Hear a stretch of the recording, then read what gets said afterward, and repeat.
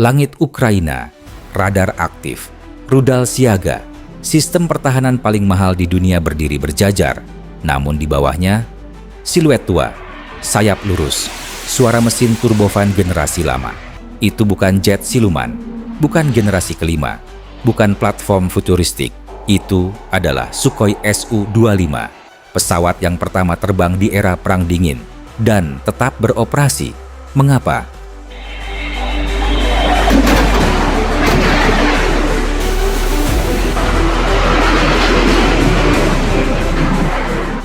Su-25 tidak dibangun untuk parade, ia dibangun untuk bertahan.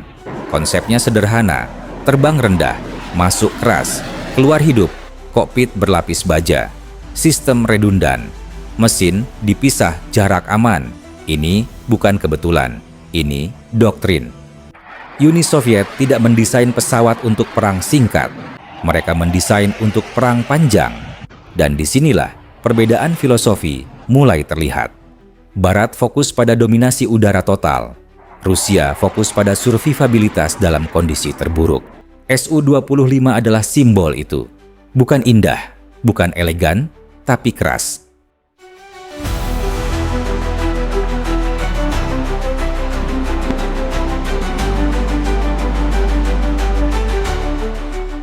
Ukraina hari ini bukan Ukraina 2014. Mereka memiliki Patriot, NASAMS, Ai-Risti, sistem modern, presisi tinggi, teknologi barat terkini. Namun satu fakta tetap berlaku, tidak ada sistem yang menutup langit sepenuhnya. Pertahanan udara adalah soal cakupan, cakupan adalah soal jumlah, jumlah adalah soal logistik. Wilayah Ukraina luas, baterai terbatas, prioritas diberikan pada kota besar, infrastruktur energi, pusat komando, bukan setiap kilometer garis depan. Dan disitulah celah muncul. Perang bukan tentang sistem terbaik, perang tentang menemukan celah tercepat.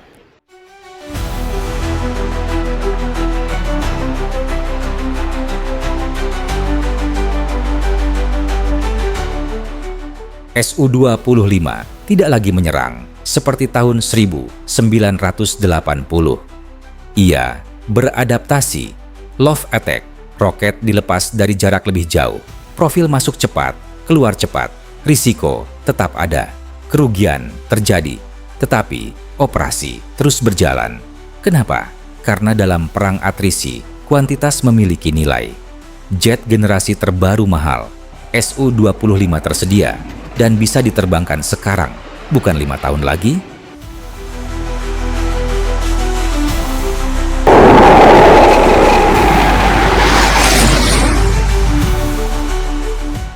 Perang Ukraina adalah perang konsumsi, rudal dikonsumsi, drone dikonsumsi, artileri dikonsumsi, pesawat dikonsumsi.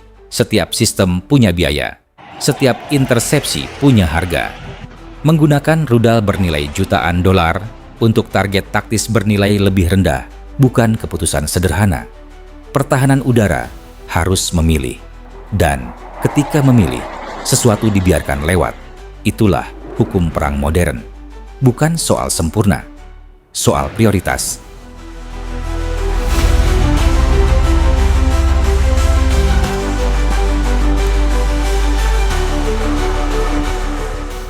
Keunggulan bukan berarti tanpa kerugian. Su-25 juga jatuh, pilot juga gugur, namun ada konsistensi dalam pendekatan Rusia, desain yang bisa diperbaiki, platform yang bisa di-upgrade, struktur yang bisa bertahan puluhan tahun. Modernisasi seperti varian SM dan SM3 membuktikan satu hal, mereka tidak membuang platform lama, mereka memodernisasinya. Itu efisiensi, itu pragmatisme. Sementara itu, pertahanan Ukraina efektif di banyak sektor, namun efektivitas bukan berarti absolut, tidak ada payung yang benar-benar rapat.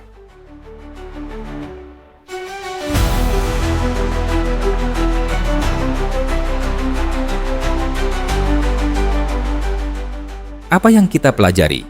Teknologi mahal tidak menjamin dominasi total. Platform lama tidak otomatis usang. Doktrin, logistik, produksi, adaptasi, itulah penentu. Su-25 bukan simbol superioritas teknologi, ia simbol ketahanan sistem. Dan di perang panjang, ketahanan sering lebih penting dari kecanggihan.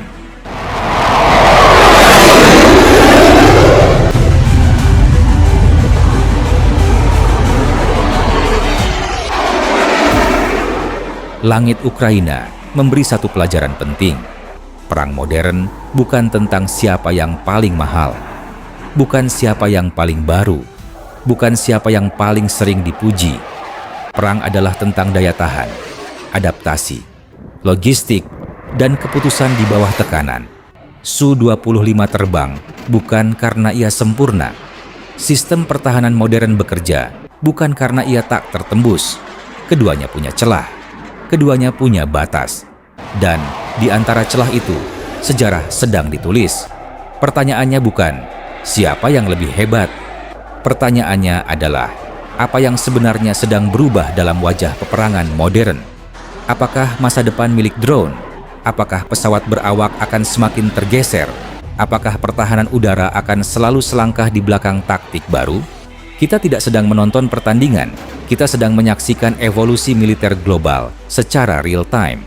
Dan sebagai pengamat, tugas kita bukan bersorak, bukan membenci, tetapi memahami. Karena memahami jauh lebih kuat daripada sekadar berpihak. Jika Anda menikmati analisis seperti ini, tajam, terstruktur, berbasis logika, dukung channel ini.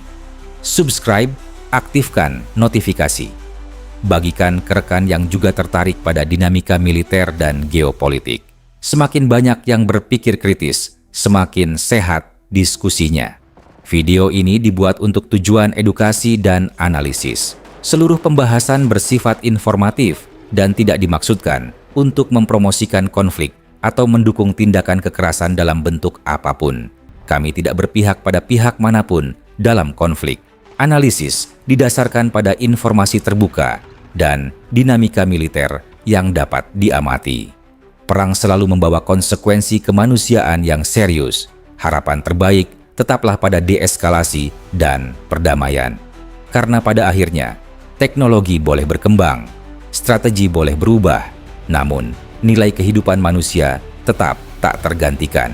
Sampai jumpa di analisis berikutnya.